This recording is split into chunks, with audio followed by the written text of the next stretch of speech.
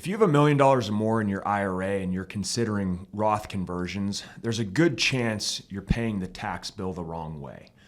Most advisors say you should always pay those taxes from your non-retirement accounts or your taxable accounts. But what IRA millionaires do is often very different. That's right. And this is one of those areas where conventional advice can sound logical, but it doesn't always hold up when you look at the math, especially when you're talking about larger portfolios. So today what we're going to do is we're going to walk through 3 different scenarios. The first is going to be, what the conventional advice typically is. Second is why that advice can break down. And then the last thing will be how to decide which approach makes more sense based off your situation.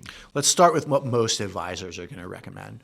If you convert $100,000, you owe $24,000 in taxes, the standard advice is generally going to be to pay that tax from your taxable account. So the $400,000 goes into the Roth IRA. Now, on the surface, that sounds great. It just sounds like you're maximizing tax-free growth. And it does. But that advice was designed for people with smaller IRA balances. When you're dealing with like a 7-figure IRA, say, you're doing these large multi-year conversions, that math can change. So Nick, why don't you speak to the issues surrounding paying the taxes from outside accounts, the taxable accounts? So the biggest issue here is going to be liquidity. Say you're converting $200,000 a year, and you're paying $50,000 a year or so in taxes annually. That means over 5 years, you've got to send $250,000 out of your taxable accounts. It's a huge amount of money. And please confirm that money isn't just sitting idle then. Yeah, if you have that much in the account, it's probably invested or some portion of it, right? So when you withdraw it, you're losing that future growth, and you're also potentially triggering capital gains tax. So then that gets us into what happens if you just pay the tax from the IRA when you're doing the conversion.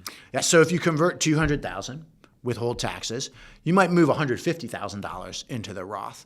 It looks like you're putting less into the Roth IRA, but that tax is going to the IRS either way from your assets. Okay. So then to me, the real question becomes what the total after-tax position looks like. That's exactly right. When you pay from the IRA, you're using pre-tax dollars, and you can think of those as never fully being yours. Okay. When you pay from the taxable accounts, you're using dollars that are fully yours from a tax perspective. Okay. From a net worth perspective, there's not much of a difference to the overall numbers, but you preserve more of your liquidity when you just pay this from the IRA. Now, what I want to say is this is definitely not a one-size-fits-all. So, Nick, when does each different approach make sense? Generally, pay from the outside accounts if you're under 59.5, because you don't want penalties. Also, if your taxable accounts are mostly cash and there's not going to produce much growth, or if you're doing really small conversions, and then the numbers just don't matter. So then when does paying from the IRA make more sense? So over 59.5. Okay. Doing large multi-year conversions, like our $200,000 example. If you have appreciated taxable assets where you're going to pay capital gains tax on sales, or if you need that liquidity in the taxable account for other expenses, healthcare costs, other goals. Now, this is typically where the objections or concerns are raised, I would say. Absolutely. One is people want to maximize how much goes into the Roth, and that's very understandable. But the goal here isn't necessarily to maximize the Roth balance. We're trying to reduce lifetime taxes and improve overall flexibility. The second concern is about losing that tax-free growth. And technically, that is true mathematically. But the money in the traditional IRA was always partially owned to the IRS. So paying from the IRA is simply giving the IRS their share of those dollars instead of using your fully owned dollars like we talked about before. So how does somebody decide then?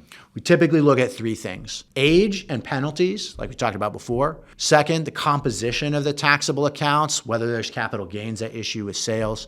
And third, how much liquidity is needed in the plan for future flexibility. So correct me if I'm wrong, but the takeaway is that the conventional advice isn't necessarily wrong. It's just incomplete. Exactly. And we see this all the time with planning topics. IRA millionaires doing large conversions. Paying from the IRA can often be the better strategy because you're preserving your liquidity, avoiding unnecessary taxes on capital gains, and maintaining your overall flexibility. If you need guidance modeling both approaches and determining what works best for your situation, That's something that we're very comfortable stepping you through, building a strategy that not only focuses on the best way to pay the taxes that you incur from doing these conversions, but also fits into your full financial picture.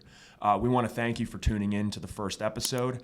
This is a weekly podcast. We hope to see you here for episode 2 next week. Thank you.